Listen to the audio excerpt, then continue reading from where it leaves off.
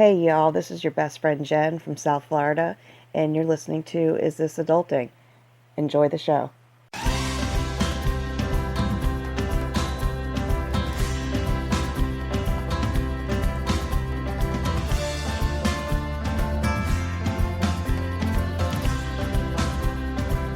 Hey everybody, and welcome to Is This Adulting, a weekly conversation between two best friends navigating adulthood as overgrown man-children. I'm best friend number one, Stephen Pappas. And I'm the sun's number one enemy, Chris Grimmett. Not happy about that solar eclipse? No, I'm not at all happy about it. Do you want to talk about it? Or? Well, yeah, but I mean, we can invite our other friends that are on first, so we can have a full just rundown on this solar eclipse situation. Okay. I've also got a situation that is a personal crisis that I'm going to need you to talk me through as well. Okay, so that's fine. It sounds like it's going to be an interesting opening. Yes. Well, before we get into that, this week we are excited to welcome some guests to the show again. This week we have with us Kate and Patrick from one of my favorite podcasts, See Here's the Thing. Kate and Patrick, thanks so much for coming on. Thank you for having us. Thanks. I'm so excited. For those of you that did go and listen, you already know I am hand of the pod. Yes. To their podcast, and I take no garbage. He doesn't. It was a royal decree on our, I forget what episode, maybe it was episode 63. And just like Tyrion, Something we like choose not to listen to you when you tell us to do things. That's right. That is also accurate. They Get on really our don't dragons listen. and go into battle. I have asked for things with wax seals and paperwork to be sent in the mail, as well as my official Hand of the King pin. Still nothing. So I'm very, very upset. How do you not know that there's a raven out there somewhere that's just lost? Just a really On its sad, way. lost, confused raven. That's that third eye that really throws them. The hand of the pod seal is so heavy, it's had to stop 17 times That's fair. on its way to you. That's fair. We Chris, can't afford good ravens. Chris, do you have any idea what's going on? I don't, and that's because I have one thing on my mind, and that is how upset I am about the sun right now. Okay, do you want to get it out? Yes, I do. Let me explain to you that I had 2 back-to-back days where the sun was not my friend, okay? Okay. I'm going to get into some of this a little bit later with my mental health check-in. Oh, but great. I went tubing this weekend on the river, and it was so pleasant. It was so nice. Everything was good. The sun at that time, I thought we were like close. I thought that nothing could tear us apart. And then later that evening, I realized that my whole body was burned to a level that it hasn't been burned in years. I don't want to get too graphic, but both of my nipples are very, very in pain right now. And I'm upset. But what did the sun do? Oh, it burned me up good, Kate. That's what it did. It you hear you could be sun kissed. I don't know what I was. I was like sun slapped, and I am a just. Again, without giving too many visuals, if you were to all look underneath my clothes right now, what you would see is would be nothing but hot red flesh that where my skin used to be. That is how much pain I'm currently in. Is it wrong I'm turned on right now? I have a question. I mean, I would be upset if you weren't. Should people not have hot red flesh? Is this a thing? Well, I mean, You're saying this is abnormal? well, maybe even hotter than usual. Whatever it was, I'm burned up real bad, and so I thought, Chris you know is what? shutting I'm it upset. down. I'm upset with the sun, but maybe things are going to turn around, and that is going to turn around when this whole solar eclipse thing happens. So I'm at work. Turn around, bright Yeah. eyes. I was wow. Copyright Okay, strike. that was a higher level of singing than I was prepared for.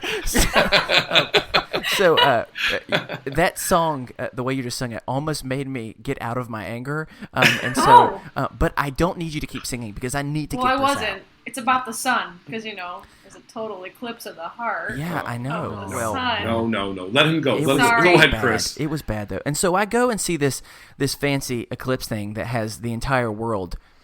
Honestly, in complete chaos. I saw a picture, by the way, on Facebook where, no joke, one of my friends took a picture in the grocery store, and for some reason, all of the bread and milk was sold out. I don't know why they're preparing for the total eclipse in the same way that they do for a large snowstorm, but for some reason, that was a thing that happened. Yeah, we have that in Erie. When they say that there's going to be a huge snowstorm, it's going to knock out power, the first thing that goes are all the milk and all the eggs. Yeah. To which we always sit there and go, what are you going to do when the power goes out? It doesn't That's make why Straight we up go with eggs. the alcohol first. No milk, no bread, the alcohol. Booze. Oh gosh. You got to stay warm. But Yeah. even then, like, although I would disagree with their reasons for why they would choose those two items when their electricity is going to go out, it's different when, why is everyone treating the eclipse like it's Y2K? Like, I did not understand. And so I went out there. I'm close to hypochondriac, if I'm being honest with you. And so I'm over here, like, Yes. really worried to even look at the sun because I'm afraid that, like, I'm going to look at it for a millisecond and then I am never going to be able to see again after some of the horror stories I read. So I look up to it. I take that big risk, which is a huge risk for me. I look up there, and did any of you actually look at the I through the eclipse tried. glasses? I did the whole thing with 2 pairs of sunglasses, thinking that was going to be sufficient. But I looked at it like for a second and went, "Yeah, this is a dumb idea." I Yeah. didn't do it. I made a worse mistake of I was walking through a parking lot and I didn't really think about it. I was like, oh, the eclipse is like sort of, it's supposed to be partial eclipse right now. I'm going to look up. And to quote the great Griffin McElroy, and then my eyes went to hell. Because like I looked up and I thought I was going to throw up. Like I thought I was going to vomit. No. Like it was something happened, guys. Something happened to me and now I can fly. Yeah, I mean, Wow. well, I didn't have that pleasant experience. Instead, I was so anxious. It took me like 6 times to get the nerve to look up, and I looked up, and all I saw was this stupid little ring. That's all I saw, and I went, "Why in the world is this happening?" And so the sun betrayed me twice. That's all I have to say. I'm upset. Chris, I'm confused. Please. Clear something up for me. Okay. So you're upset because the sun burned you. And then when Twice. the moon tried to step in to save your life, you were upset that the moon stepped in to save your life. Is that correct? Every now and then I fall apart. I think you may have just stumped me. You're right. Hey, it doesn't matter. I got some the Eclipse moon was donuts trying from to Krispy help Kreme, out. so- You're a solar hypocrite. I am a solar hypocrite. Oh my God. Without really meaning to, I think Kate has solved my personal crisis, which is all day long I've been walking around and I cannot stop singing Boys to Men to the end of the road. And it's driving me crazy. And I was going to get some help to try to get it out of my head, but now I just have total Eclipse of the Heart in my head. And so like that sweet Boys to Men is gone. I will tell you that if you want entertainment, go look up Total Eclipse of the Heart honest video. Literal the Literal video. trailer? Yeah, Oh, the yeah. literal it's video so from funny. it's phenomenal. Yeah, Chris and I used to sing to each other in college the whole they shouldn't fence at night because they're gonna hurt the gymnasts. Like Flock of doves. Seriously, So y'all have good. to go and anyone who's listening that doesn't know what we're talking about, YouTube, literal video, Total Eclipse of the Heart. I think it was Wasn't Funny or there- Die. Wasn't there a cruise recently that said that Bonnie Tyler was going to be on it during the eclipse to sing Total Eclipse of the Heart? Yes. Well, no That's offense to correct. Bonnie Tyler. What else she been doing? Like Whoa, you're making some pretty big assumptions about Bonnie Tyler right now. She may be like a That's fair. certified public assistant of some sort, and you're like she has a huge Well, career going on, and you just did that to her. She was a used to be listener to this podcast. So She's now she's tuned listening out. right now like that idiot. He doesn't even. What are you doing, Steven? What have you been up to? Sitting at your desk in your bedroom all the time. Oh God, I'm going to a dark place. We're gonna get hate mail that just all it's gonna say is "you're a total eclipse of the douche" is what it's gonna say. All right. Well, So now let's that keep going. I've offended Bonnie Tyler, for which I'm very sorry, ma'am. We are going to get into everything in just a second. But real quick, since I forgot to do it at the very beginning, we just had to get that sun stuff out. Kate, Patrick, do you guys want to tell people where they can find you on the interwebs and where they can find your show and just a real quick summary of what it is? Sure. So our podcast is called See Here's the Thing, and we like to think of it as the podcast where pop culture and humor collide. We recently just moved our entire show over to the Blazing Caribou Studios network. So Congratulations. now you can find us, thank you. You can find us on their website, which is blazingcariboustudios.com. And we still have all of our same social media on Facebook, Twitter, and Instagram, and we're pretty active on those 3 sites. But we basically just find the best news clips of the week in pop culture. And we're not really a news show because we try to skewer those news clips and bring out the funny side of them. So we end up with a lot of improv games, and Patrick handles the bad celebrity impersonations. Whoa, bad? Slow your roll. You would be the first one to say you're not great at accents. I am not great. Well, I think Chris could give you a run for your money on bad celebrity impersonations. Go back and listen to episode 1 of Is This... It might have been 2. Or one you of the don't first have couple. to. No, Chris, I think they we need should to. have a celebrity impression off right now. I think it's a bad idea. I don't... Well, considering all of mine kind of sound the same. So Okay. Yours too? So here's what we're gonna need to do. No. I think the two of us are gonna eventually have to. The hand has decreed. The two of us will need to come on your show together and do a celebrity impersonation off. But right now, I'm gonna need Chris and Patrick. I'm gonna need you to give me your best Morgan Freeman, just right now. Oh, gosh. Oh, Andy, that was the longest night of his life. No, okay, that was okay, Chris. The sun came out No, to make everyone disappointed. It you're just a burned little Chris's old man. nipples in all the right places. I bow, Chris. I bow. Nice Morgan job. Freeman. Oh out. God. If Oh. it's a living, If if it's a dying. You're damn right. Yeah, Brooks was mine isn't any better. I was gonna say I think the only way I ever get into the voice is like Andy Dufresne crawled through a river of shit. And came out Can I clean tell on the you other side. that my mom? Okay, so you know how in the Batman Begins, the new trilogy, that Michael Caine played Alfred and Morgan Freeman played Lucius Fox. Right. Okay, my mom for the longest time was convinced that Alfred was played by Morgan Freeman. She could not reconcile the fact that Michael Caine and Morgan Freeman were not the same person. They are not. People, they do it all They're the time. not in the least bit of way. I so badly want to get everybody's Michael Caine impression, but we have to move on. Sorry, let's keep going. It's gonna have to happen eventually, though. Okay. So before we get into mental health check-ins, everybody's favorite part of the show, Chris rejoices every time, and that is housekeeping. Housekeeping with Morgan Freeman. No, God, no. It's almost like you're doing Bane at the same time. It is. Morgan There's Freeman something. as Bane. I'd watch that movie in a heartbeat. Yes. Okay, so first off, thanks to Jen for the audio drop at the beginning of the episode. As always, if you'd like to do one of those, all you have to do is you can record it on your phone and just say, "Hey, this is your best friend, whoever, your Morgan name, Freeman. Here. Morgan Freeman, from and wherever Is you live, this Shawshank." adulty? Oh, no, sorry. I'm from Heaven Almighty. from everywhere. Every film you've As ever God. seen. Yeah, and you're listening to Is This Adulting? And you can give us your best Morgan Freeman impression. Do that. Please do. Or your Please worst. do. Also, we want to say thanks to Julie C. for her new monthly pledge on Patreon. Remember, giving at the $5 level or more gets you a shout out on the show. But also, you get access to all of our exclusive content. And I've been shipping out Patreon rewards this week, coloring sheets and things of that nature for people who have given at that level. So those are on their way to you. Sorry it's taken so long. And I realized the other day, I've been so focused on getting that done and a couple different things that we're planning coming up that it's been almost a month since I released a bonus episode. And that's not fair to our patrons. So from now on, I am going to have a bonus episode to you every other week, period. And this week, actually, or else, Morgan Freeman's coming for me. This week, I'm actually going to put out 2. So within the next 7 days of you hearing this, there will be 2 bonus episodes on Patreon this week. So I'm gonna make it happen. But You are not leaving your room. You are staying there.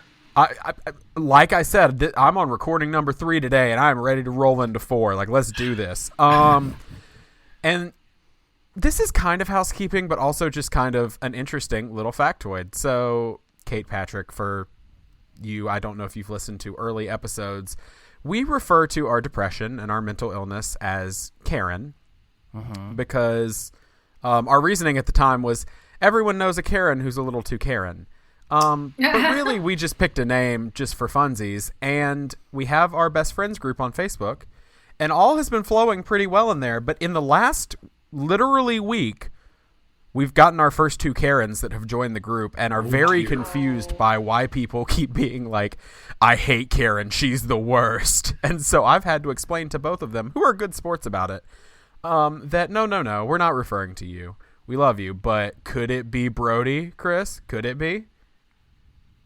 Wait, could what be Brody? Causing all the Karens to come to us finally. Yeah, he's Brody doing has something. been out making Karen babies, is what you're saying. I was not exactly going for that, but That's it could the image be. that it's pretty clear you made, and everyone Okay. understands it to be that. Well, to our Karens, if that is the case, I'm sorry that your whole room probably smells like Axe body spray now. Or you're but- welcome. Is Brody code for Morgan Freeman? Yes. Okay. No, Brody is Brody the Bro Ghost. Brody is just a friendly ghost that we made That up in hangs the out first instead of episode. haunt you. Yeah, Oh, we had he's a weird ghost you want to hang characters. out with. No, we only have Manuel, the UPS guy. Yeah, that's weird. You do have Manuel, the UPS guy. I am still not at liberty to discuss my relationship with Manuel at this time. So, with all of that being said, we're going to start off this week just like we do every week with a mental health check-in. So, Chris, how you been this week? I've been burned up. That's how I've been. Well, okay, that was Chris's mental health check-in. Pass. Actually, I had before the sun betrayed me. I had quite a good week. Like I mentioned, I went tubing, and I don't know if anyone else has been tubing on the river. It's been a really, really long time since I've been. And was it just not the most fun thing in the entire world? It was a lazy river, but it was an actual river, and I was indeed lazy. And I had a lot of sun chips, and only a few fell out into the river by mistake. So overall, I was actually really pleased. And hey, here's actually a positive note. So I unintentionally ran out of my anxiety medicine for a few days. And, okay, I don't know if anyone else uses CVS here, but as much as I love CVS, I also hate CVS. And that's because they will text and call me like 19 times a day of saying, get your medicine, get your medicine. And CVS feels a little bit like a bookie at times. However, with all those texts and calls, it was not helping. I was still forgetting to go, and I finally got it. But I went like 2 or 3 days without it, and I haven't had too much anxiety, which has been like a really big step for me. So So overall, it's good. Really, it just kind of came down to the sun and we're not on speaking terms right now. But Well, I have a guess as to why you're feeling good right now. that's The possible. sun gave you extra vitamin D. Interesting. Maybe the sun helped you. Maybe So- you're just not willing to admit it, that you're actually friends and not enemies. Or maybe your nipples were just mad that they didn't get enough sun. Oh my gosh! What you're saying is, the joy came through my nipples. You just had always worn shirts your whole life while out in the sun. Wow. And now your nipples were exposed. The more you happy. know. I don't know that a mental health check-in has ever had so much nipple talk. Maybe it needs more. He's happy. That's a hot take here at this podcast. Literal hot take. Where's the nipple conversations in mental health these days? But yeah, overall, it was good. Let's just say there's a lot of aloe going on at the Chris household. We'll just keep it at that. Hey, who am I passing it over to so we don't have to talk about my nipples anymore? Why don't you throw it over to Kate? Hey, Kate, please Do I talk. have to segue from that? Like, do No. I have to go? Okay, good. Nope. You can Let's just talk. ignore the rest of what I've been saying. All right, I'm going to bypass the nipple talk and go Thank on you. to my mental health. Recently got a new job. And Congratulations. without going into too many details, because I need to be discreet about my job's details, there's always this accompanying like anxiety over starting a new job and having to figure out how people do things and where things are at and what you're expected of. And so lately I've just been having a lot of personal anxiety over that because the job hasn't quite started yet. It's just getting into it. And so I've been trying to keep that in check, trying to not overthink it myself in my own head, because I mean most of our anxiety is because we do too much overthinking. So I've been trying to just be in the moment and not worry about the week after or the month after that. That's where I'm at. We'll definitely be thinking about you, and Thanks. as the whole group in general, because I had to start a new job pretty recently. Steven did as well, and although it's exciting, it's also always feels like those first couple weeks Yeah. you can't even be fully excited because it's just a mixture of like nervousness and awkward conversations with new people, and And I hate small talk. I'm not good at talking about the weather or where are you from? And I forget people's names like right away because there's so many people that I've met so far, even today. And I long for conversations that go into more in-depth things, and Like I nipples. just like nipples. Yeah. And If you need a sequitur, you can use me. hey, how are your nipples? No one's asked you that today. I'm the first person. How's the Hear weather? that. Well, the weather's doing pretty good, except for my friend with his burnt nipples. Am I right? Burn my tots. Okay. I'm sorry. Somehow we got back into this. It was You allowed you it to brought it happen, up. Chris. You know how people say, like, were your ears burning? Because I was talking about you. For the next week, it's going to be, were your nipples burning? Because I was talking about you. Yeah, that everyone go out there and say that. Not to your coworkers though, because you may get in trouble. So how about you, Patrick? How are you doing right now? I've been in transition in my job for about 2 years. Wow. And it's been a really rough transition. He's been in transition in his job, not he's been in transition. Oh, thank you for the in my clarification. job. Yes. Yeah. No, I've been trying to I work in IT for the school district, and I'm trying to get out of that and into more professional development. But the IT side is not letting go so easy. So I'm dealing with people that want me to let go and people that don't want me to let go. And no, it's not dirty. But it got is. you by the nipple clamps. No. Kate, Anyway. we can't trust you with the reins on this one. I can't. Nope. Cut me off. But so that it's been stressful that way, and of course this week is the time where all the teachers come back and all the students come back, and that just adds on to the frustration of stop doing what you're doing and do more professional development, but all the stuff still needs to get done. Yeah. So this has been a rough week just in that aspect, and just trying to I've been dealing with the letting go of trying to please everyone. Yeah. That's really tough for me because I want to make everybody happy and I want to do everything to help everybody, and it's just impossible to do that. Yeah. And that I'm dealing a lot with that this week. Yeah. And on top of all this, we happen to be getting married in 2 months. I don't want to talk about that. That's the plan, at Just least. added stress.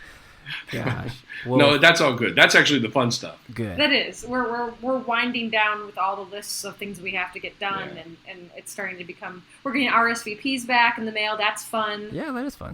That is We're exciting. finalizing menus. Food is always fun, and but it is stressful because it is all on you, and you want it to be perfect. And same thing with the job. Like I want to do well in this new position, and We're back to you, are we? I was just trying to share my 2 cents off of what you said. Sorry. I'm sorry. You're Go not ahead. pleasing me right now. Go ahead. Go on, please. I'm going to toss it over to Steven. Go ahead, Steve. Hey, that's me. I like how I'm like, and time to bring it down from the mood, just like Steven always does.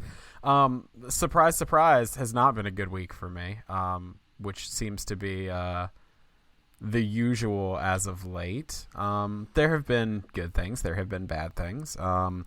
I had some really bad anxiety issues and depression issues last week that caused me to word vomit all over a new friend I had made who got overwhelmed, and I feel bad. So I've kind of distanced myself from that person, which kind of sucks because it could have been cool friendship and cool support for each other, but I kind of exploded from all of that. And so I've been having trouble dealing with that.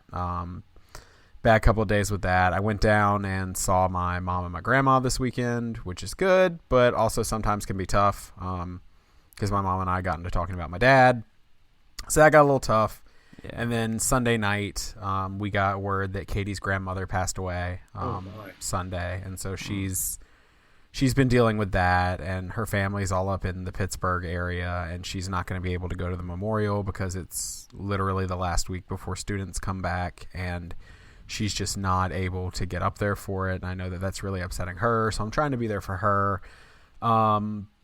So it's been an interesting and kind of rough few days, but at the same time, there's silver linings. I'm back with my therapist again at the beginning of next week, so that'll be the first one in a month, so that'll be good to go and see how I did on a monthly basis and see if she'll still let me stay on a monthly basis or if I'm going to have to come back around. And I have been waiting on a psychiatrist for 7 months. They scheduled me, and they could schedule me 7 months out, which sucks. But I was being patient. And they called me, and they were like, oh, well, he's not going to be in the office. It was September 29th was the appointment. Wow. They're like, he's not going to be in the office. And I was like, they said, so we're going to need to push you till November 20-something. And I was just like, is okay. She said, but there is another psychiatrist on staff. If you would like to, we can have you in on Monday. And I was like, yes, that. Yeah. Like that one. So I am going to see a psychiatrist and actually hopefully work out the medication side of it, because God bless my general practitioner. But we're getting into some combinations of medicine that probably aren't supposed to be combined. So I want to make sure I'm talking to somebody who like is like super expert. So, well, the woman I speak to every week, I absolutely love her and what she's done for me in the last year and helping me. And I go weekly and I talk, and I don't know where I would be right now without that. I am very grateful for that. Right. We're extremely open about our therapy and stuff here, because I know like therapy has done wonders for me. Right. When I started this podcast, before I was in therapy, like I was a mess, and I'm still a mess to some extent, but like I'm a more, not compartmentalized, but a more organized and a more functional mess, if that makes sense. Yeah, it does. I'm still working through a lot of stuff, but I'm working through it in a healthy way as opposed to what I was doing before. Excellent. So, excellent. Do either of you guys try meditation? I try. I'm super ADHD, and so it's really hard for me to not like shoot off in a million different directions with my brain. But breathing exercises alone, not counting the actual like mind exercises and meditation, but if I just do the breathing, that helps me immensely. I just have to actually dedicate time to it and spend 5 minutes or 10 minutes or whatever doing it. And you can ask Chris.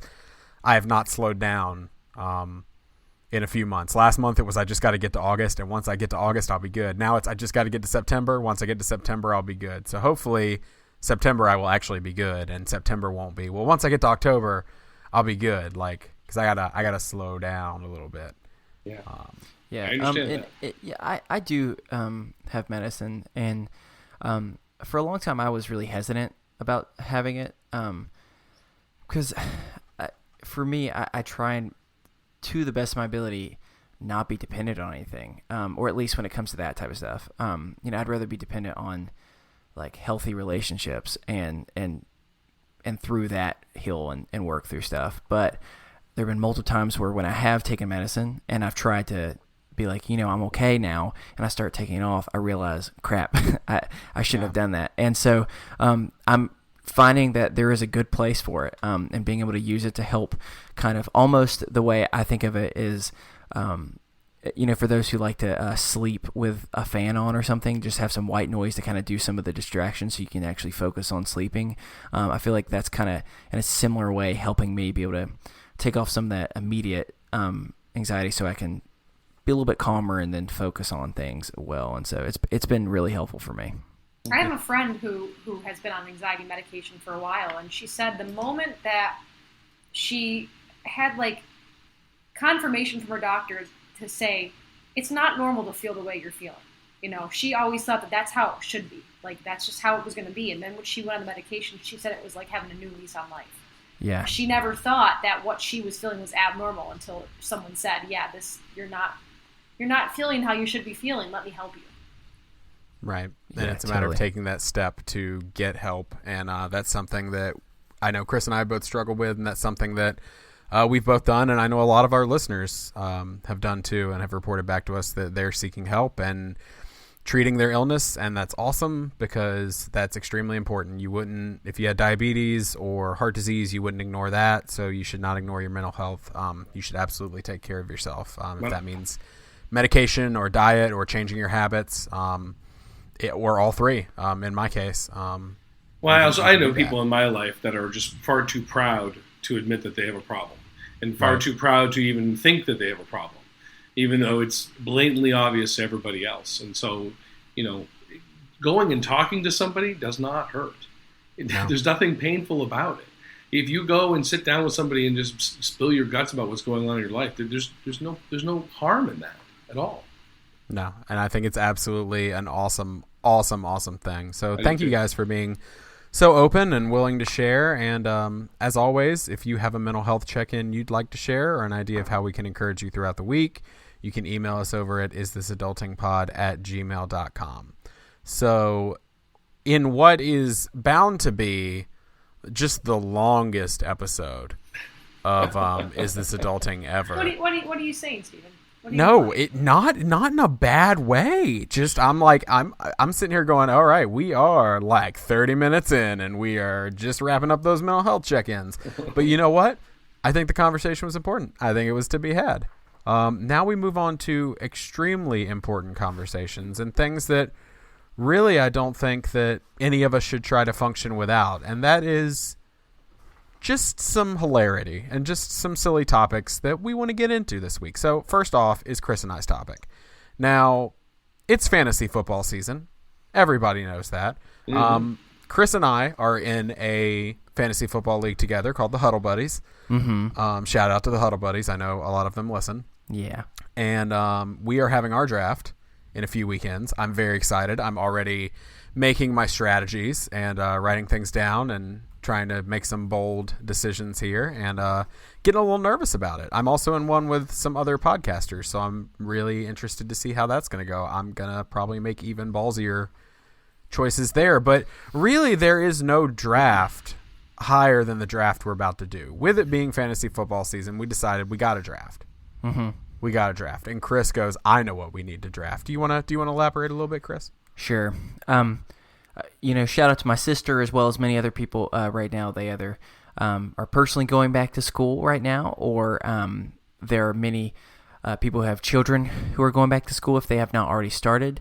And I wanted to talk about like that first day or that first week going back to school. And I wanted us go around and take some turns drafting some things that we think are our favorite things about the first day or first week of school. And so, I just want to get some other people's thoughts on this, because the more I started thinking about it, there was a lot more than I even remembered that I really, really liked about when you first go back to school. Okay. So we need a draft order. Okay. What is that draft order going to be, Chris? I mean, I feel like we should allow our guests to get number 1 and number 2. But if we're going to do it snake draft format, maybe they should get first and last. That way they get the back-to-back picks. Yeah, let's do it that way.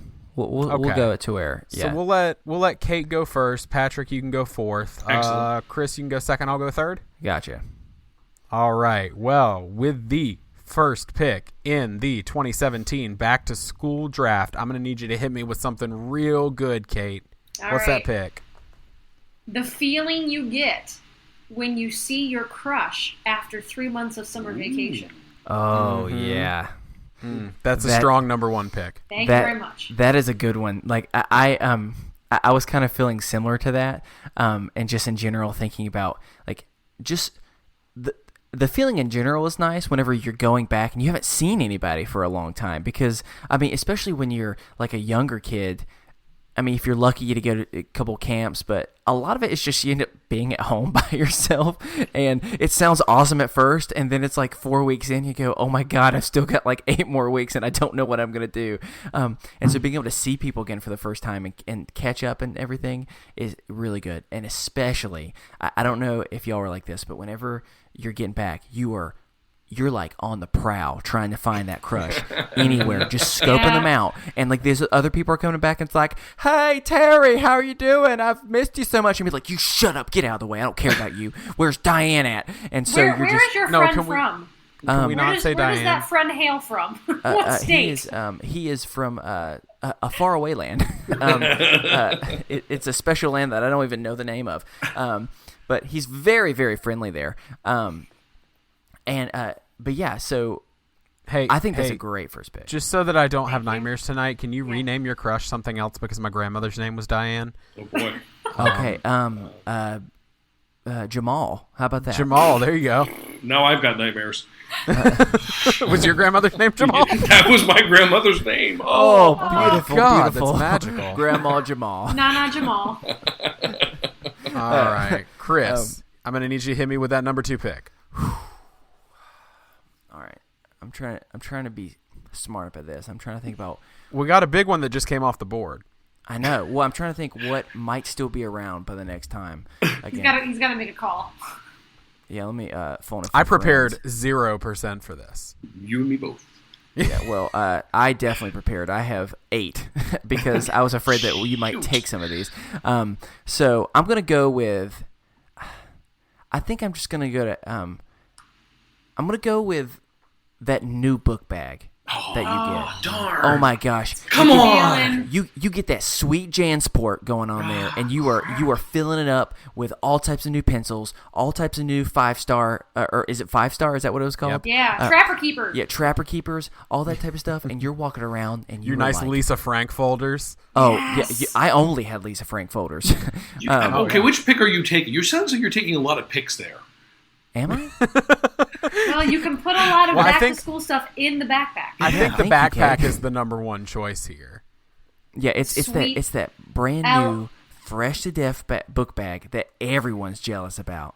The sweet LL Bean backpack with the 3 initials. Oh yeah, No, I you were forgot about lucky that. if you People got used to put those. their initials on there because it's like, yeah, no one's taking this thing out of my grips under any circumstance. Do you remember the backpacks that had the waffle, like rubber waffle? Yeah, Like, I was thinking in it the was like beehive straps? or honeycomb type of. Yeah.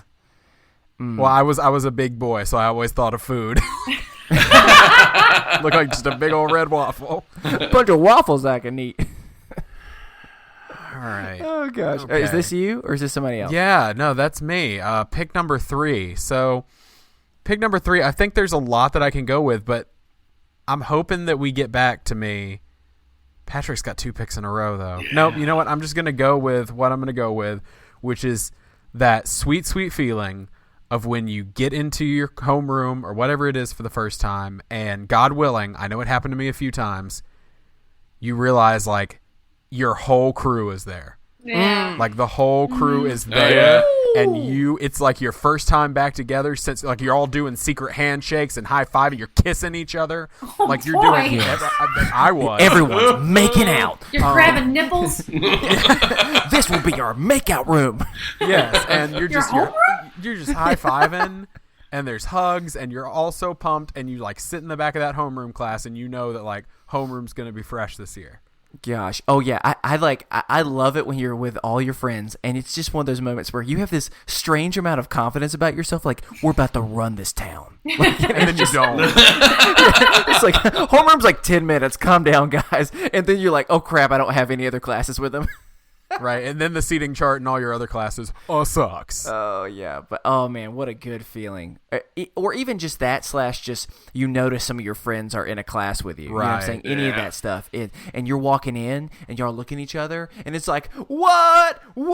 And oh man, I feel so happy. I'm about that. picturing you doing this in like 2nd grade, Oh, which yeah, makes it even I'm picturing more like a comical. 7th grade.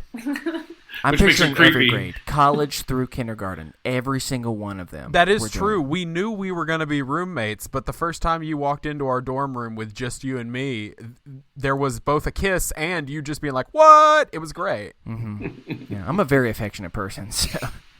That is true. All right. He's a hugger. And he has some aloe later for you to use.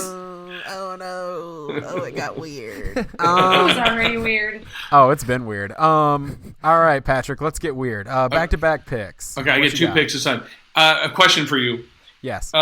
Is seeing your crush, is that off the board? Yeah. Yes. Oh, crap. All right. That was the How's that first pick? pick. Where you Okay. been, bud? All right. Because somebody always does that in the draft, so I wanted to make sure I did that. Oh. Thank you. I'm gonna go young. I'm gonna go when you're back in the elementary school, and I'm gonna say putting on those brand new shoes. That was the one I was hoping I could get back around to. Man, those fresh kicks. Oh man. Yeah, putting those new shoes on. They're all white and unmarked, and No, the penny loafers. no penny loaf. Sticking a penny in your penny loafers. Those white tennis shoes, looking like you're pretty much just a 80-year-old in like a 4-year-old's body. Those Keds. Yeah. Oh, kids. Yes. Everyone Yes. knows that they're orthopedic and they're loving it. And if I take myself back to high school, then it's those shoes without socks that I know are going to stink at the end of the day. Oh Yeah. man. Man. If I'm Brand taking new myself shoes that back get to ruined. high school emo Steven, it is just the big skate shoes, like with the huge The tongues. Heelys. Oh, no, not those, like Not those skateboarding skate shoes. shoes. Heelys are a different thing. Steve is the really cool high schooler that only rolled the class everywhere. Oh my gosh! No, shoes are a good pick number 4, but you also get pick number 5, and I'm worried you're going to take my next pick. I don't know. I mean, I'm actually kind of trying to jot some things down here. I think I'm gonna go with again. I'm gonna jump to middle school. Oh man! And I think I'm gonna take the knowledge that school dances are going to be coming, and understanding what that means. Oh yeah, getting ready for those school dances and understanding who you're going to see, and interesting pick. Slow dancing like that. Oh yeah, slow dancing 3 feet away. That's right. I don't know that dances were a big deal for me. So for me, this feels like you're taking a kicker in the second round. I'm just like, what you doing, man? I get that, though. I mean, you got to think about it this way, Steven. I mean, okay, you and me were way more socially anxious and unable to really have a game, so to speak. I still am. But for how'd I get my wife married? It's an honest miracle. But no, the whole ability of parents aren't around. We get to have that sweet disco ball and that romantic lighting, and we get to stare from the other side of the room, being like, who's gonna make that first move? That's right. Now, That's right. I get that. Yeah. Dude, middle school dances to me though are very different. Like middle school dances to me are like you're in the cafeteria getting that sweet refreshment, and you're just enjoying that slice of pizza or whatever it is, and then all of a sudden you just hear, peace up, A-Town down, and everybody goes flying back into the gym so that you can dance, because we all have to dance to Usher. Yeah, sure. Yeah. Exactly. Yeah. Yeah, there wasn't much dancing for me in middle school. It was more of I'm just going to sit in the corner and use my inhaler and hope that I can make it through this thing. You know what I'm saying? I'm over here in the bunkers just trying to get by. We had one of our building principals that equated to 8th grade in one corner, 7th grade in the other, and 6th grade treating it like open gym. Yeah, that's about right. Good. That's good. We had a specific corner where you could expect all sorts of gyrations to be be going on. And that was the entire dance floor at prom. Against the wall. Gyration on the station. wall. Against the wall? Yeah, like against, you know how they have the mats in the school? gym? This was more high school. Okay. Yeah. Otherwise, I'm imagining this one kid just by himself on the wall, just gyrating, and he's the kid that had puberty come before everybody else, and so he's just experiencing emotions that no one else is. I do remember though in high school walking into prom and just being like, "Oh, this is dancing now." Okay, got it. Yeah. Chris, it sounded like you were giving us a little life story right there. Was that you that was gyrating against the wall? Well, I don't like to gyrate and tell, but what would happen if I started singing thong song? Would you move a little bit? I would be flashing back to my 3rd grade skate nights where I should not have been singing every word. Was that in 3rd grade? Dude, we were in elementary school when Thong Song came out, yeah. Oh, man. I don't talk to you people anymore. Wow. Okay, Patrick left, guys. I'm out. I may have been in 3rd grade, but Cisco took me to places that made me feel much older. That's the only thing I can say. All I want right now is to just start singing To the End of the Road by Boys to Men again. Okay, hold on. I'm not going to. We're going to keep going, but real fast. I just have to clear something up. I was going to be kind to you, Stephen. It is called End of the Road. Sorry, not to the end of the road. It is not a musical over here. We're the Boys to Men, and we're going to the end. No, we're not going to do this. We're going to respect Boys to Men. The lyrics are to the end. Hey, just let's keep going. I wasn't going to say anything, but you said it twice, so that's on you, son. I'm sorry. I didn't. He's got sun poisoning. Don't hold it against him. Yeah, I know. He's in fine form tonight. All right. Well, Steven, you're on the clock. Yeah, I am. Pick number 6 here. You didn't take it, and I have another one, but I think I'm gonna have to go with fresh new, because not shoes, just fresh new outfit, in general, new clothes, especially that first day outfit. That's your peak outfit. You're an 8th grader, you got your nice Aeropostale hoodie on, and you're never gonna look skinny better. jeans, your jean overalls. Ooh, yep, that's hella 90s. Flannel shirts and leggings. That was college. Yeah. No, that first day you will never look better than your first day of school. Never. because you put the greatest clothes on. Not even on my shoes. wedding day did I look better than my 8th grade first day of school with my braces and my little weird fro. I haven't thought about that in a long time. But on a slightly serious note, like, I kind of, they always kind of talk about, like, dance like nobody's watching. Like, I kind of want that, the confidence that I had. Like, I only felt like I had confidence one day a year when it came to, like, how I looked. And I feel everyone feels so confident on that first day. I wish that, like, we had more of that in there. But that's not as beautiful sounding and rolling off the tongue of dance like nobody's watching. Be as confident as you are on that first day of school when you have that brand new outfit from Aeropostale. That doesn't roll off. But... yeah, man, that's a good one, Steven. I like that a lot. I got you. So that's back to you. It's me. Okay. There's a lot of stuff that I really, really like. Oh, which one should I go with? Keep in mind, just for time's sake, this might be your last pick. I know. Okay. I'm going to go with the feeling that you have, speaking of confidence, the feeling of when you're walking through school that first couple days and you get a look at the kids that are just starting the grade that you left with nothing but pity, up being like, oh my God, 6th graders, am I right? like just being able to look at them and being able to, like, you can see like they don't know what to do, and it's just like, my God, they're completely lame. Like, that's just what I love that. No. After you've repeated the 7th grade 4 times. Now, Chris, I'll ask you: Were you the kid that looked at the 6th graders and said, "I'm going to put one of them in the locker like somebody did to me"? Well, no, the 6th graders were putting 7th grader Chris in the locker. no, I was talking my way out of it. Because they called him lame. They put him in the locker. Yeah, I was saying, hey, you can't fit 6th grade or 7th grade Chris into a locker. 1, because we didn't have them, believe it or not, and 2, because your boy was chubby. Use what I got to my advantage. You didn't have lockers? No, we only had them for like a year. It was very strange. I don't know. I think they wanted us to have bad bags.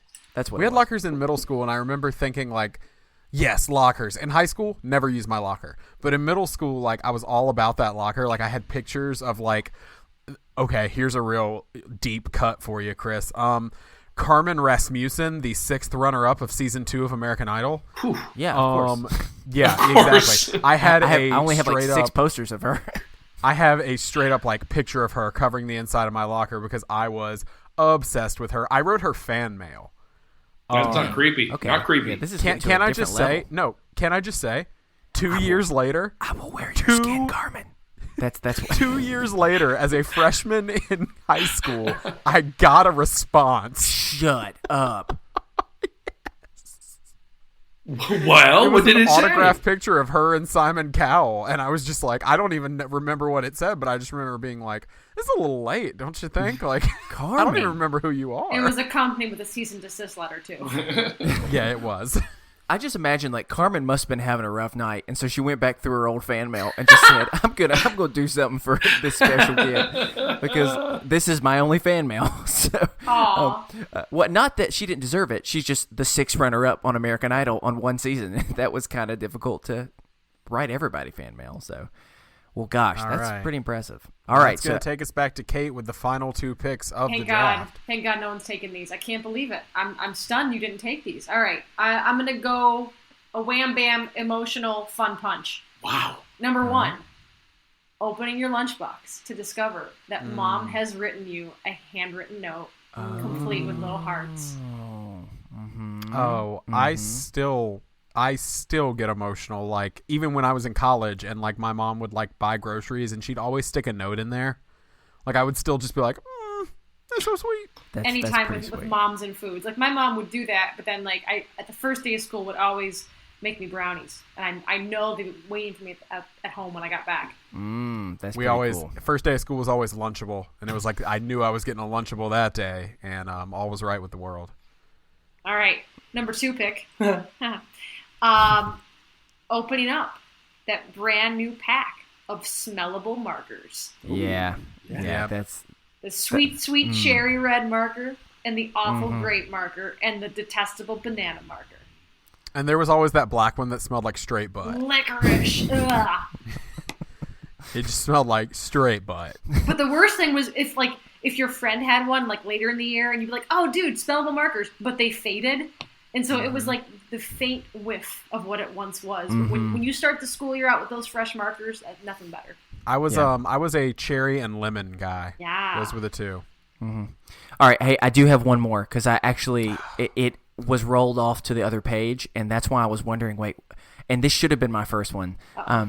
And so this is the last one. I think that this is a good one to end on, and that is I loved not just the first day, that first week of school, because you don't do anything. Yep. Like you don't do Syllabus day. anything. Like it's why do you need a full week to explain to me how this class is going to run when you could just say, hey, here's the 10 rules. If you even want to give that many, let's start. But I'm not complaining because it was awesome. Well, as the spouse to a teacher, they do indeed need like a whole week to explain to some of these kids how that class is going to run.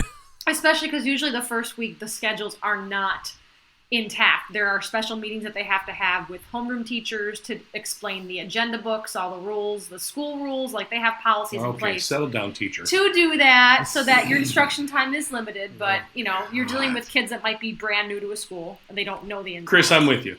Hey, if anything, I'm sure that that's probably good for the teachers too. It's like, hey, I get a week to kind of like ease into this thing so I don't have to go straight into it. It's tell you, absolutely Patrick, true. If you're with Chris on this, you may not want to be with him after what's about to happen. Oh. So we are now coming to... Wait, Steven, do you hear that?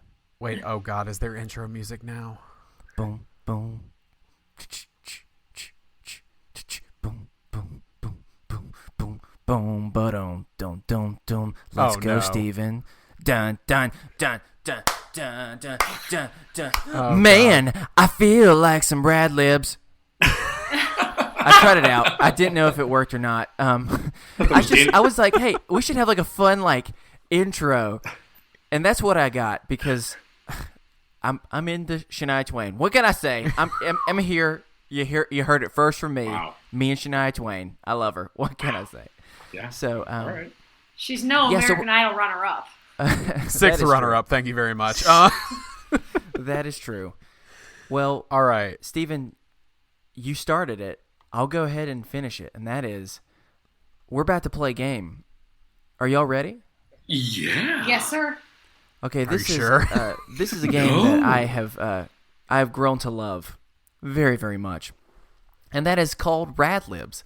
It's pretty simple. I take a popular song from some time in just pop culture history, and we're going to take some of those words out. We're going to replace them, and we're going to make it come back to the top of the charts in this 21st century of 2017. Are you ready for this? I'm ready. So ready. So excited. I love adjectives. Here is the catch, though. You have no idea what the song is going to be until after we've made it. Oh, Sound I can't good? rhyme. I know. No, you that's can't kind rhyme. of what makes it special. And This always goes off the rails, by the way. No, I will say this though. I've done a lot of hard work at making it more enjoyable to listen to because I recognize that the part of filling out the Rad Lib is not always the most fun. And so I feel like I've worked on this some to try and make it a little bit more enjoyable. And with that, we're going to begin. Are we ready? Yes. Ready. So ready. All right. How about this, Kate? Why don't we start with you? Okay. And I want a verb that sounds really intense. Gesticulating. Ooh. Okay. gonna are you fit cool? into a Are you song cool really well. if I do gesticulate? Is that all right? I will accept that. Thank you. Great. Yeah. I will. I might have to make it a little bit more sense. Sometimes I'll change around. Actually, that's a pretty strong first opening. You said intense, man. I went for it. And I'm glad. All right, Patrick, you're new. So we're gonna keep it simple right now, and it's just give me a noun. I will go with nipple. Oh my God, you don't understand what. Oh, whoa. We are starting off hot here. Whoa. All right, Steven, give me another word for choose. Like you chose something. Like, You chose claimed? something. You Claim? Okay, that works. Oh God, you don't understand. This I really hope this is "Lose Yourself" by Eminem. Oh gosh. All right, let's go. Hey, out of Kate and Patrick, who is more of the puppy friend or puppy lover? Oh well, I don't know. We both have dogs, but Say Okay. Kate. mean, Well, then I need a word that you would use to describe a puppy. no, that's not a word. Wait. Is that the word? Doe. Roly poly. Okay, I like that. I like that a lot. Roly poly. All right, Steven, we're gonna go to you. I haven't forgotten you, Patrick. I'm just gonna good. mix I'm it good. up a little bit. I'm good. So how about I need just a noun from you, Steven? Okay. Sorry, my brain has been like in a totally different place where I'm literally doing Eminem's "Lose Yourself" with some of the words we have. His nipples are sweaty. Genuflex. Well, it's palms are still sweaty, knees weak, nipples heavy. Okay, I need a noun. Let's go with bed. I like that you Okay. looked around the room first. Yep, I do that every time. Real creative. You're gonna get curtain or computer soon. Patrick, I need a profession. Let's say fluffer. Fluffer. You want to? Is that a thing? Describe what Yes. a fluffer is. I don't think I probably should. They work on adult movie sets, and they help gentlemen out. They prepare them. Okay. Well, actually, that's helpful to know because this is taking a very interesting twist. All right, Steve. Wait. Steven, Audience, it should note that when he looked for that word, he looked around the room for inspiration. All of our like 12-year-old listeners right now are just like having to find some things out from their parents. They're having more anxiety issues about this. I apologize. The parents are like, children, look straight into the sun. Look straight in the sun. It'll all be over soon. All right, Kate, I need a thing. A thing? A thing. Well, or thing. Sorry, I'm from the South, so I say thing. Thing. Thing. Thing. So a noun? No, Pretty just much. specifically. I mean, noun can be a person or a place. I need a that's fair. thing. Antibiotic. Oh man. I'm just loving everything that we're coming up with here. All right, Steven, I need something that you might collect. Comic books, because I'm me. Oh gosh. All right, fine then. Well, what do you want me to heads? Like, You're- what do you want me to say? You're no, it's fine. You're just being real basic this time. I need you to Okay, step well, it up. No, it's too late. Get Comic ready books. for your next one. All Give right. away basic. All right. Patrick, how about an animal? Animal. Let's see. I thought you were doing Morgan Freeman for a second. Oh, Andy. A fluffer. I will do. Let's do a rhinoceros. Excellent. I like that. All right, Just well, 'cause I it's a definitely long do not know word. how to spell rhinoceros, but that's just what it's going to be. Wow, I just added like 12 O's and a bunch of U's in all types of places. All right, how about this? Kate, give me a pet name you might give to a romantic partner. Sugar lips. Oh, that's great. How did you know what me and my wife refer to each other? Steven, I need a verb that ends with ed. Oh, jeez. Oh, I so desperately want to take it somewhere you don't want this show to go I because think I of your know where last you're comment. Let's be kind to the fact that we do have 12-year-olds that listen to the show, and Okay. they are Be a beloved problem members for of our them. community. We'll take it in a different dark direction. Stabbed. Wow. This is good. As in all right, Chris is going to get stabbed. If he Kate, keeps I need a well-known figure. Like of money or a person? Just like a well-known public figure of any type. Oh, God. I'm gonna do Aunt Jemima. Yes. Oh no, that cannot be good. All right. How about Steven? I need an action verb. Like, wait, aren't all verbs action? What do you mean? Well, I mean specifically. I mean, yes, they all are, but some are far more like actual, like active things compared to. like scream. Yeah. Okay. Cool. We'll go scream. Perfect. Let's see here, Patrick. How about something that you do for someone else? Something you do for someone else. Knowing that there are 12-year-olds that listen. All right. Something you do for someone else. I will say, no, I'm not saying that. Fluffer. No, Yeah, no, I was no, gonna no. say. Fluffer, you brought her. Fluffer, you brought her. Something you do for someone else. Pay debt. Will that work? Okay. Yeah, that's actually Is that that works gonna really work? well. All right, good. Hey, All right, hey, do y'all know who's really good at paying debts? Lannisters. Oh, I love you guys so much. All right, let's keep All right, going. Kate, I need some type of funny action. Does it have to be any kind of specific verb? No, just a funny action. Picking boogers. There's your 12-year-old audience. Yep. There's like a 12-year-old going to be like, hell yeah! Woo! Testify. We gotta run this town. Amen, sister. Check out my kids. Kids now are just like, I don't know what kids check are. out my cats. Steven, I need a verb. From who? A verb? From Steven. For me, a verb. Jump. Okay. You're really sticking to this lame approach, but that's all right. Well, I don't. Again, you know Hey, my it's mind. okay. I would It's take okay. it to a crazy place Hey, if Patrick, you let me. I need an emotion, whatever emotion you would like. Boy, emotion. How about I don't know. I'm trying to go to the bathroom? No. Oh, emotion. I'll say dour. Dour. Okay. For our 12-year-olds, would you like to explain what dour is? Mopey. Sad. Sadly. Yeah. Sadly. Or for Chris, who's like, what is dower? I know. That's actually what I was Google. doing. I was To just being Google. nice. Don't worry, 12-year-olds. You can grow up and not know what big words are as well. We'll stick together. even a We'll big run word. this town. It's 4 letters. So next up, Steven, something you do every day.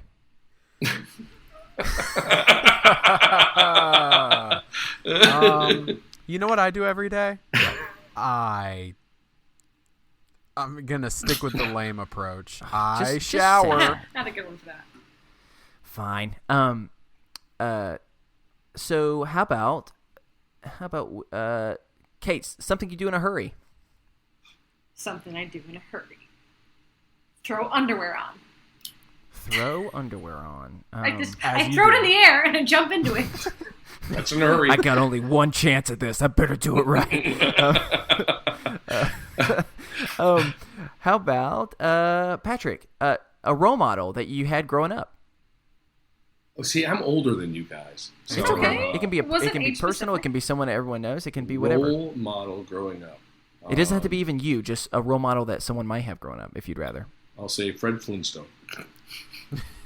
I think that's a good. I thought you were one. gonna like when you said you're older than us. I was like, oh please just be like Harry Truman. Harry That Houdini. old. Steven. Abraham Lincoln. Henry Steven. Ford. Give me a name, whatever name you'd like. Any name, Any name. I think that was his answer. and you win. Wilfred. Nice. Wilfred. Okay. Nice. Kate, I need a verb ending in ed, and I promise you, I'm getting close, y'all. We're real close. It's all good. Shivved. Shivved. Oh, So Andy. stabbed and shivved. Oh, Andy. They're All different right. things, though. Patrick, I need how you might describe something old. A way that you might describe something as old. Weathered. Weathered. Oh, that's really nice. nice. Good. We're an educational podcast here, and so we're teaching those 12-year-olds other words. They're going to come in today and be like, wow, you look so weathered. You must be dour. Did you have a fluffing? Oh, yeah.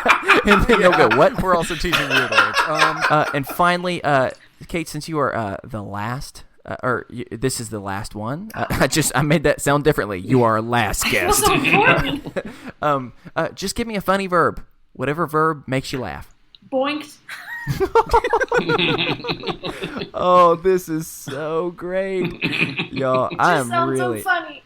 I'm really This is looking the forward first to this. legitimate time that I cannot figure out what song you're doing because both of the first two times I figured it out pretty quickly. Yeah, this time I've been really, I'm really, really proud of myself for this one. So All right. I'm gonna take me a quick sip of water real fast. He's going to sing it to us now. Oh yeah, I'm going to sing it. Just so you're. Excellent. So let me just give you a little bit of background why I chose this song. I like to pick songs that have in some way been inspired by our guest. And leading into what we're going to be talking about next, clearly you are happily in love. That's why you've chosen to marry one another. If they look at each other, they're like, "Oh wait, they look clear. confused. Oh God, what have we done?" And I wanted to find a love song that spoke to me. Oh no.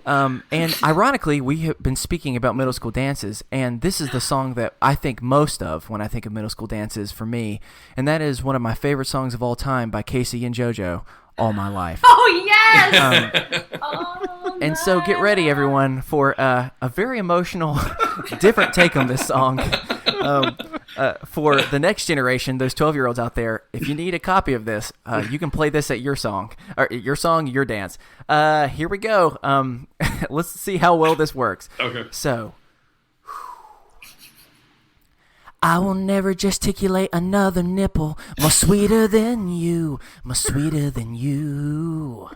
And I will never claim another nipple more roly-poly than you, more roly-poly than you. Bet you are close to me, you're like my antibiotic. Close to me, you're like my fluffer. Close to me, you're like my comic books. Close to me, you're like my rhinoceros. You are the only one, my sugar lips. And for you, this song I sing all my life. I stab for someone like you. And I think, Aunt Jemima, that I finally found you. All my life I screamed for someone like you, and I hope that you pick boogers the same way too.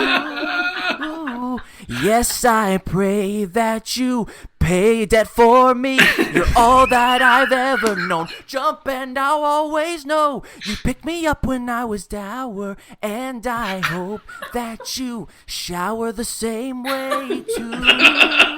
Ooh, yes, I pray that you do love me. Come on. All my life. Everyone clap. I've thrown underwear on for someone like Flintstone. And I think for Flintstone that I finally shivved you.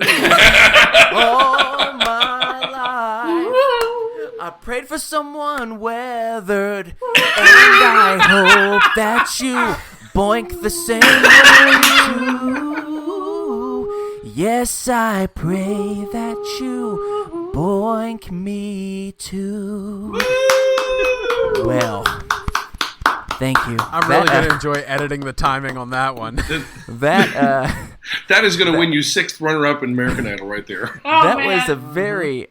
we started with, I would never gesticulate another nipple more sweeter than you. Like, honestly, we had nowhere else to go but up. Can you please reread the line about Aunt Jemima? Yeah, so all my life, I've stabbed for someone like you. So apparently you're just committing murder until you find someone Okay, that that's loves love. you. Like Dexter. And I think, Aunt Jemima, that I finally found you. Yeah, there's so many powerful lines in this. I mean, all my life I've screamed for someone like you. I mean, that's better than stabbing, but it's still pretty scary. What was the fluffer line? Oh, yeah, I love this one. So, you are close to me, you're like my antibiotic. Close to me, you're like my fluffer. Close to me, you're like my comic books. Close to me, you're like my rhinoceros. Yeah, there are some just really powerful lines, especially, and I think Fred Flintstone, that I finally shipped you. I mean, we got both graphic and just aggressive in this, and honestly, I think that's how Casey and JoJo always intended it. That's right. I think those were the original lyrics, actually. I think it might have been. And they went, okay, guys, you've got to calm this down. This is going to be played at every middle school dance for the next 40 years. This has got to be able to carry well. Though. That song was definitely a mainstay at our dances. I know. So I hope that has inspired you. Maybe, I mean, I'm not saying that it has to be your first dance, but I'm gonna make it a pretty big push on this show that we should all start tagging you, hashtagging, whatever it has to be. We need to come up with a name. What is it? It's all my life. What is it gonna be? There's so many. I My think- fluffer. All my fluffer, No. parentheses, Aunt Jemima shitting. Oh God. Yeah, I think that. I think all my boinks. Oh my, that works. Boinks. It's a great verb. I will point out that when I picked the 8th grade dance, I was told that was the kicking. I made that was equivalent to me picking a kicker. And here we are still talking about school dances. We are. I'm sorry. There you I go. think it worked pretty well. The last thing I'll say about this is, Stephen, you chose a very strong word for another word for choose, and so I will never claim another nipple. Like, oh my God. Well, I didn't know. I couldn't think of another. Like, what would you have said? I don't. Probably select is the only thing I would have done. Yeah. Picked, But yeah. but hey, and I'll let everybody know that I have the actual Radlib made for you, and I will make sure to put it on Facebook so everyone can Oh, that's awesome. take it to their friends and family and just have some fun with it. Next Radlib will be that classic Boys to Men song, "End of the Road." To the end said of it the right. to the There you end. go. Actually, could I make a suggestion? Please. If you truly want to possibly have this played at our wedding, you have to know our first song. What is it? It's an oldie but a goodie. It's "Chances Are" by Johnny Mathis. Okay. I'll Wait, I know I'll that look song. into that. Yeah. Chances are. Cause I wear a silly grin. Yeah, there you go. Full of great words to substitute for. Yeah.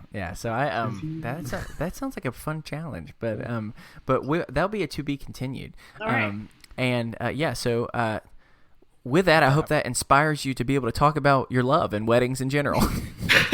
So we are now moving into Patrick and Kate's topic, which I will say, honest to God, I think we're officially going to be, and you guys, this is a title that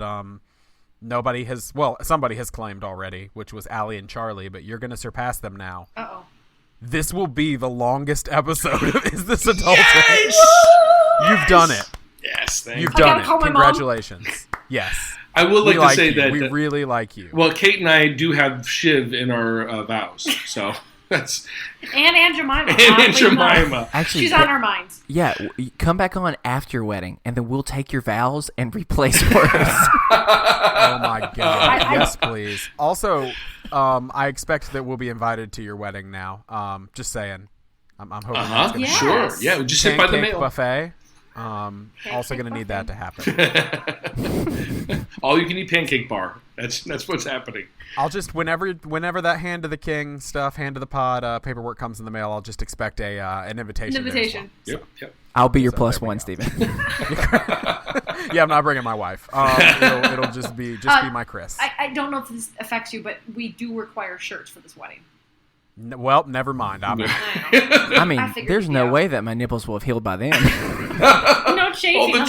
chafing. I don't think you understand how burned they are. Well, photos or it didn't happen. If they're burnt orange, that's our color for our wedding. That would work. There you go. Yeah, what are your colors? Let's get talking about weddings Let's talk because about that weddings. was your Let's topic. do it. You want to talk about weddings? Sure. Yeah, you said let's pick a fun topic, and I mean, since we're gonna be married soon, we might as well talk about the process of it. Quote unquote married. For now. 2 months is a long time. And a lot can happen. Yeah, weddings. Our wedding is at the end of October, and our October color- what? Well, I can't tell the internet that. Oh, Can I shoot. tell the Oh, internet that? Sure, it's 28th. Oh, fuck. Okay. So sorry. Shit. Oh, yeah. Edit. 12-year-olds, close your ears, quick. Sorry, Jemima. Oh. No, it's okay. It's just because my birthday's the 24th. I'm Oh. not saying people should send me gifts. But we will give you the post or the P.O. box after this. Yeah, and I just everybody didn't know has if you were access. getting married on my birthday, which if that's the case, then Well, that's good luck. We need to make a phone call. Well, we're already getting married on one of my friends' birthdays. Oh. So, Oh well. sorry. They won. Well, fine then.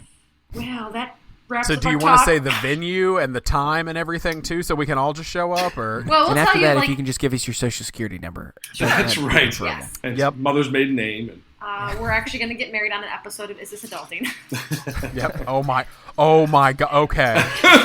If you change all your plans right now, Hey, you don't have to change your plans. We'll just we'll just be available on the 28th. I will be ordained in the Universal Life Church. I will go online and get an ordination right now if you get married on our show right now.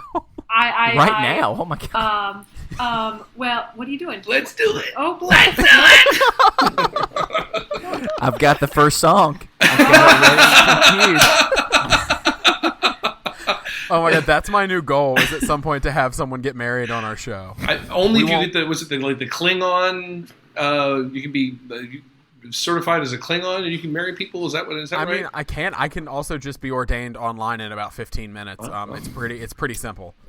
Let's talk about weddings. Yeah, let's talk about real weddings instead of the one that I want to do on our show right now. Well, we've actually been engaged for, June 21st, 2016. So we've been engaged for over a year now. Mm-hmm. So we've had a lot of planning time, which I think has really paid off because I've never at all felt rushed during this whole process to decide anything. And it's been nice having the extra time. And we really wanted to get married in the fall, so we wanted to wait anyways for the appropriate month. Because let's just talk about how hard it is to get a venue. Oh. It's incredibly hard. We asked around last summer. We started asking around in July, and the places we were calling were saying, well, we have 2 dates for your time that you want. And I said, you mean for 2017? And they go, yeah, we have 2 dates left.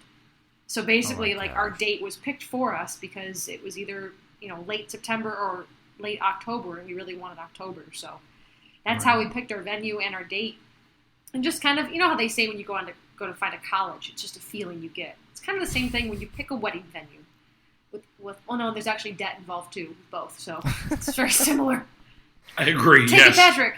And then you do things, and then you pick things, and then you're married. There! You've done it. Right to the end. We skipped to the end. You've explained the concept of weddings to us. Thank you. Thank you so much. Yeah, do you have anything super exciting planned for your wedding? Well, we can talk about our honeymoon because that was exciting and then sad and then exciting again. Oh, no. Correct. So Okay.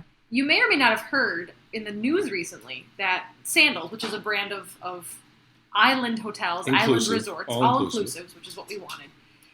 We originally booked a trip to Grand Antigua. And about a month ago, you may have seen in the news that this little resort decided to close out of nowhere after we'd already booked our honeymoon. Gosh. So they were going to close during the 5-month period from September to December, and our honeymoon was in November. So here we are for about an hour going, what are we going to do? That was our honeymoon. We had already, a lot of time had passed so that if we tried to book another honeymoon, we may or may not have been successful. Mm-hmm. So luckily, long story short, too late. They rebooked us at a separate Sandals resort with a little bit of extra days in case we want them at a future date. So it all turned out for the best. Same sort of room and a little bit of resort credit, but that was a little stressful. Is it also Grand Antigua? It's just a house down the street that they've spray painted Sandals on the door. Yep, that's it. They promised it would be just like the other one. Yeah. Okay. So that was interesting. It's El Paso, Texas. It's just a rack room shoes that they just. That's the best that they had. Here's some sandals.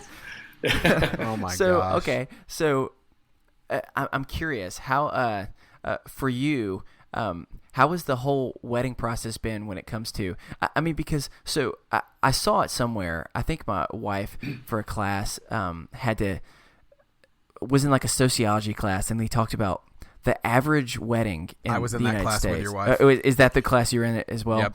It's $40,000, right? Something that's the average wedding costs $45,000 in the United States as of 2011. Yeah, it starts to add up. Because you think the biggest expense is obviously the venue and the food and the drink. And the drinks. That is by far because some venues say you have to spend a minimum because our venue is so popular that if you're going to use our venue, you have to agree to spend X.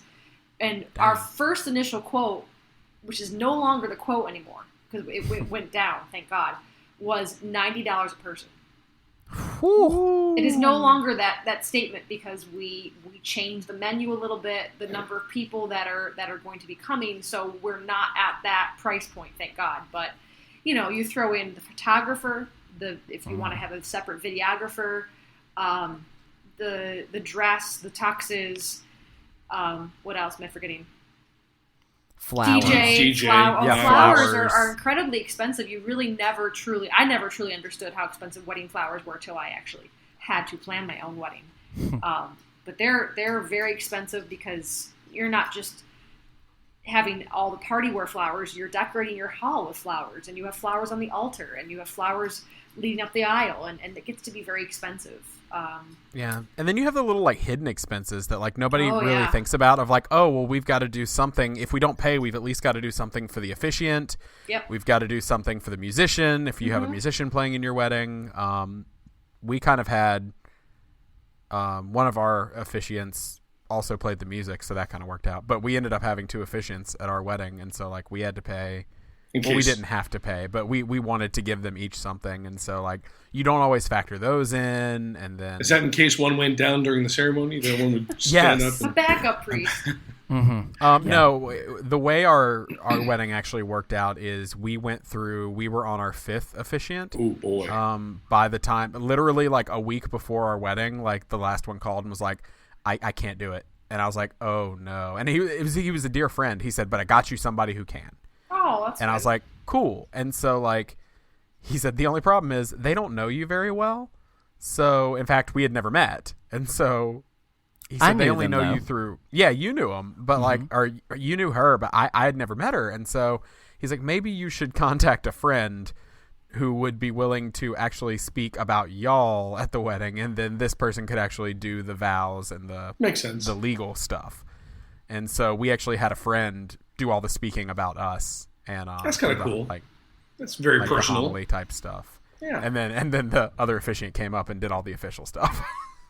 That's kind of neat. So what I'm curious, what has been, whether it's just been like a crazy moment or just like something that you've been shocked about from the wedding standpoint. Like for me, I remember with our wedding, there were things where people were like, well, don't you want this? Don't you, I mean, you need to register for like a 14-piece China set followed by another 45-piece China set. That's crucial for any new married couple. And I was like, China? For what? For the Hot Pockets that I'm putting on it? Like, I don't understand. So that was one thing that was super shocking to me. But y'all did something cool, though. Y'all were like, here are like 3 or 4 big items that we really want and need, and you offered people to donate toward those items. Right. Yeah, That's we I did. thought was great. Yeah, we did that way. That I appreciate you thinking that's cool. We intended to be cool, but also we had no money, and so it was like, hey, look, Well, neither did we. I would love 14 of the exact same embroidered towels with my initials on it from Bed Bath & Beyond, or if you could just put $10 towards a couch, that would really help us out. And every time I sit down and squish my butt into the cushion, I'll think of your face. That's pretty much how I work. Wow. Well, I think more and more people are getting away from the traditional registry, and we sort of went with that too because, I mean, we're both older, and I've accrued a ton of crap, and so I don't necessarily need material items. But what we did do is we have a registry with the Sandals fake honeymoon, and so we're just saying, like, yes, there are some things that we'd like to have to kind of start over, but more or less just please, support us on our honeymoon because we don't need extra stuff. Right. Yep. Yeah. I do want to take a moment, though, and ask you, and then I'm just going to jump off the subject and we can get right back on to weddings. But I do have to ask you a very important question as podcasters. We've been doing this for some time, and I'm just kind of curious to get from you guys, how did you obtain the Hot Pocket account that you were able to have them as a sponsor? How did that work for you guys? They were the big fish we had to really go after. Actually, it's been well, hard. Here's the been a long thing, run. Hot Pockets. If you're listening, I know we had an agreement, but I'm gonna just come out and say Oh, dear. it.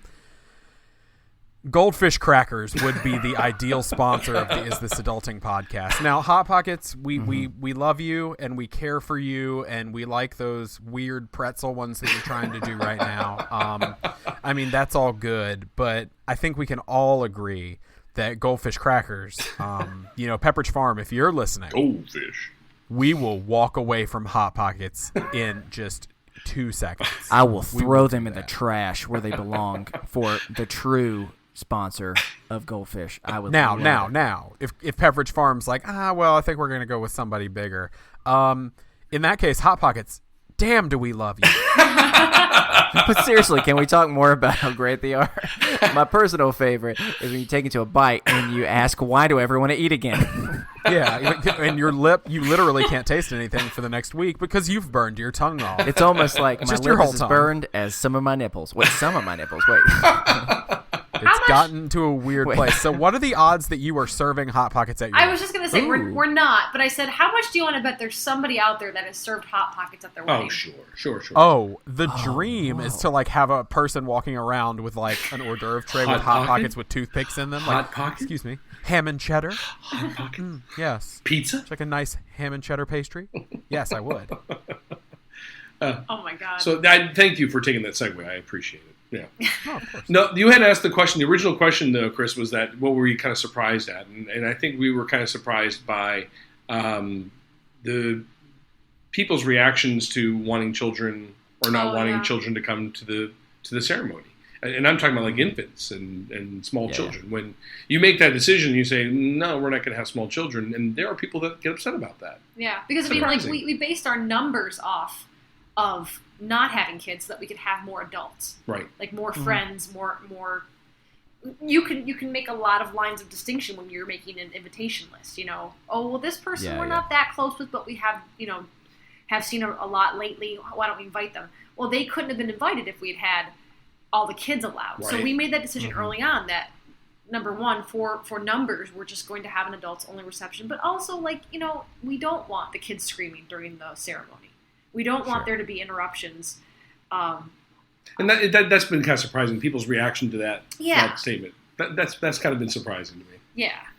Yeah. Well, I get it. We limited the children at our reception and our ceremony. Like we basically said, unless they are very close family or something of ours, I think we went maybe 8 and over. Maybe, if not higher, because we were just like, we love having the kids around, but like for us, it was also a matter of, like you said, finances for the reception. $90 a person. Right. When you're paying per plate, if it was going to be between, somebody's child who I had never met or a good friend that might have gotten bumped off the list because we were limited in our numbers. Exactly. I had to make the choice for a good friend, Yeah. And I think one thing that is interesting about weddings, more than almost any other thing within culture, is it is surprising to me how many people, in my opinion, and I think that y'all would agree, and probably most people would agree, like when it's your wedding, it should reflect you. It should reflect what you're about, and it's a ceremony for you. And so with that means you should decide what it is supposed to be. And it's amazing how in weddings, how everyone wants to have an opinion. I mean, especially family members, obviously. I mean, we won't even get into that. But, like, but beyond that, I mean, like, how many times, heck, I'm just as guilty. Like, I've gone to weddings before, and me and my wife are kind of looking at each other like, can you believe this? Yeah. But at the same time, and then I kind of, like, catch myself and being like, but at the same time, it's not my wedding. Like, like for me, our wedding was very intentional the way that we did it. And some people were confused by some of the things that we did. And I get why it's confused, because if it doesn't look the exact same as every other wedding that they've gone to, then that makes sense. But why they'd be confused. But like at the end of the day, I don't know what it is about weddings that it's the one thing where it's supposed to specifically be a reflection of the two people that the ceremony is about, and the celebration of the combination of two families together. Yet for some reason, everyone decides, no, I'm going to project my specific things. Yeah. Yep. And so I don't know what it is about weddings. Like, why is that when everybody wants to get their Facebook opinions out and just Chris, share the everything? vein is popping out of your forehead. I'm twitching.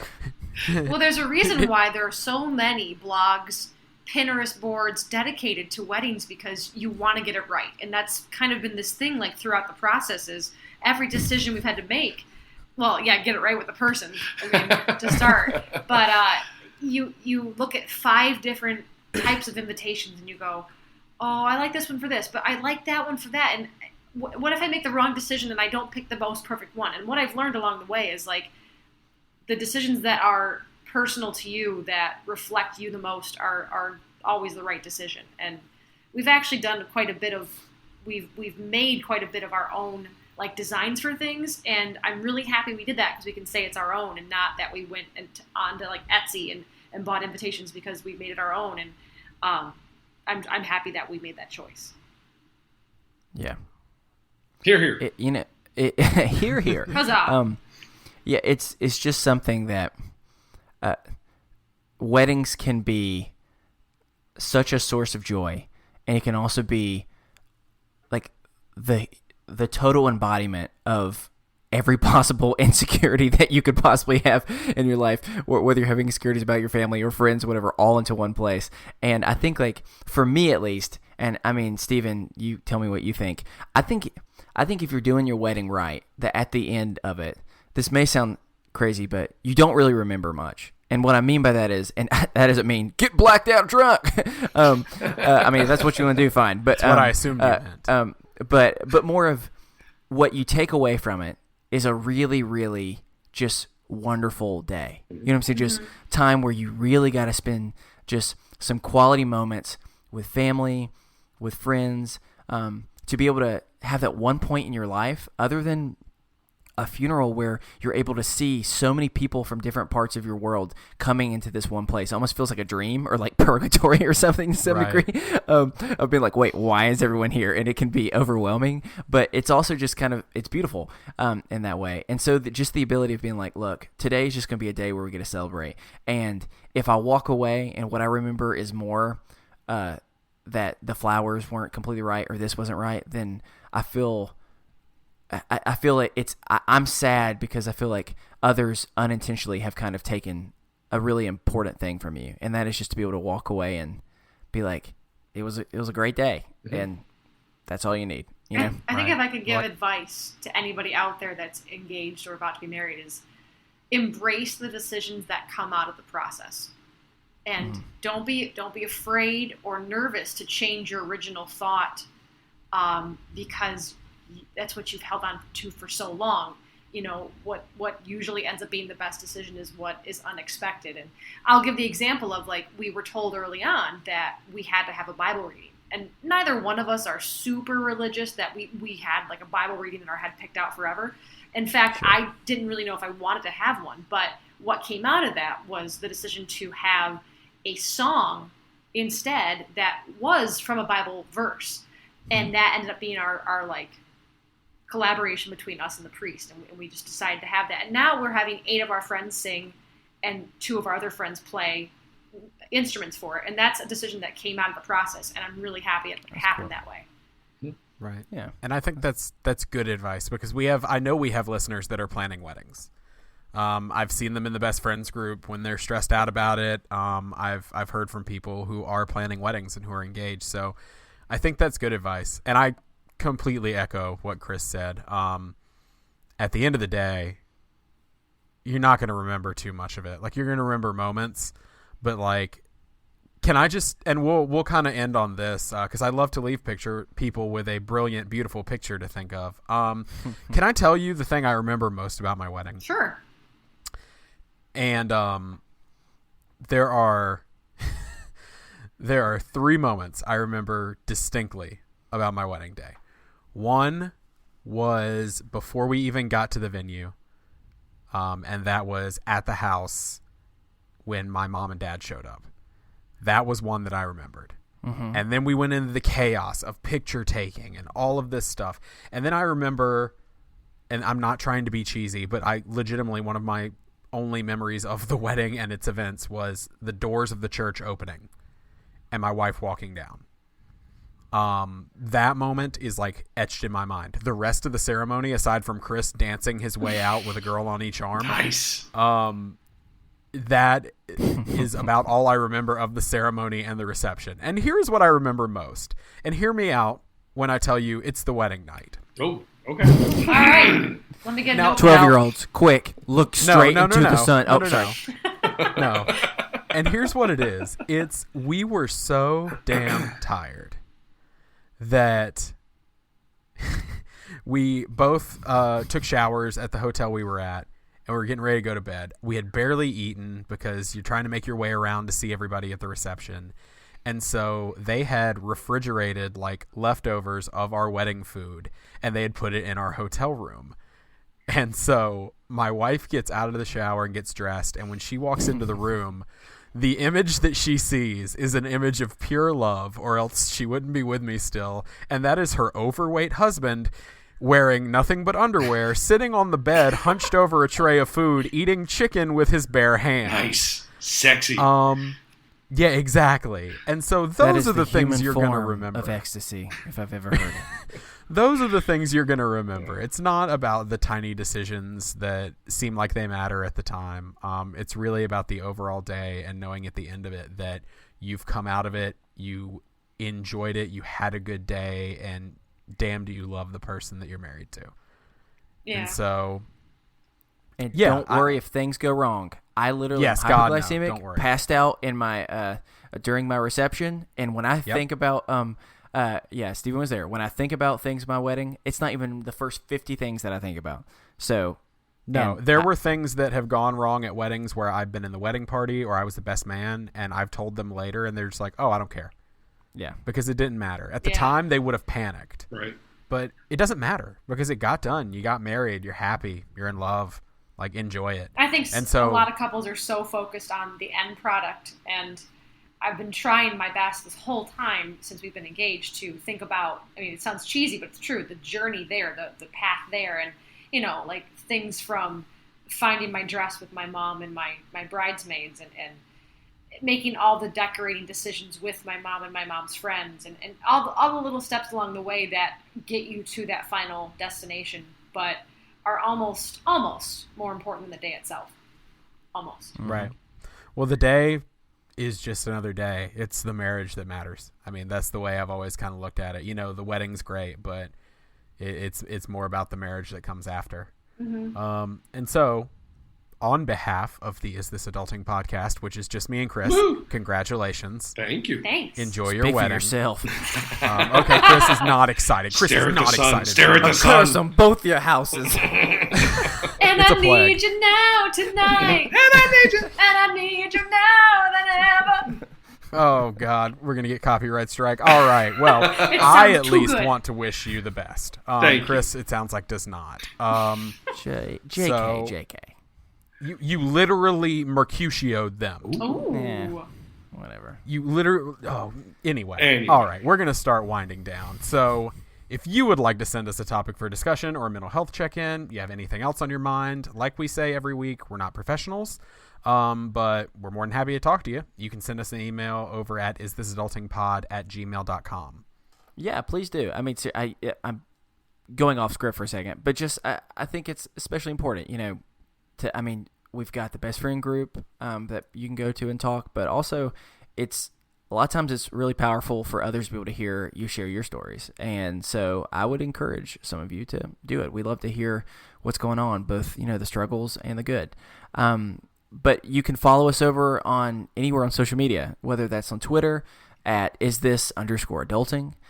You can find us on Facebook. We have both that Facebook group that we talk about so much. It's called the Is This Adulting Best Friends. It's just a combination of people from really around the world who just do everything from vent when they're struggling with stuff to ask questions and get they want a supportive environment to be able to do that, just to be able to talk and share funny videos and stuff, something that sadly there's not many of those on the internet these days. And so if you like to do that, we'd love it. You can also like us on Facebook, as well as please continue to spread the word. You can subscribe to us or rate us or give us a review on iTunes or wherever it is that you get your podcast. Absolutely. And as of right now, we are entirely listener supported. So if you like what you hear, please consider clicking the Support the Show tab on our website, isthisadultingpod.com. We now have a place for those of you who don't want to give monthly on Patreon or don't want to give through Patreon, because I know for people overseas, there's some issues that come into fees and stuff with Patreon. We have links to our business PayPal now. So if you want to do a one-time donation or give monthly that way, that is available as well. But our main source is Patreon. So if you like what you hear, you can get bonus episodes, exclusive content, bonus episodes that, as I have now pledged, will come out every other week, or else yell at me. You can also find our merch, everything on the website, all that good soft merch. So anyway, we would like to thank the collection for the use of the theme music, The Borrowers, off their album Ars Moriendi. Kate, Patrick, thank you so much for coming on the show. Thanks for having us. Thank you for having us. Yep. This has been a load of fun. You now hold the record. You are now the longest episode of Is This Adulting. Heck yeah. So this is not a challenge. I'm not issuing a challenge to anyone to come on and break the record. But if they do, that's all right. I'm not worried about it. Yeah, we'd love to have you guys back on in the future if you had fun. Cool. How about in 5 minutes?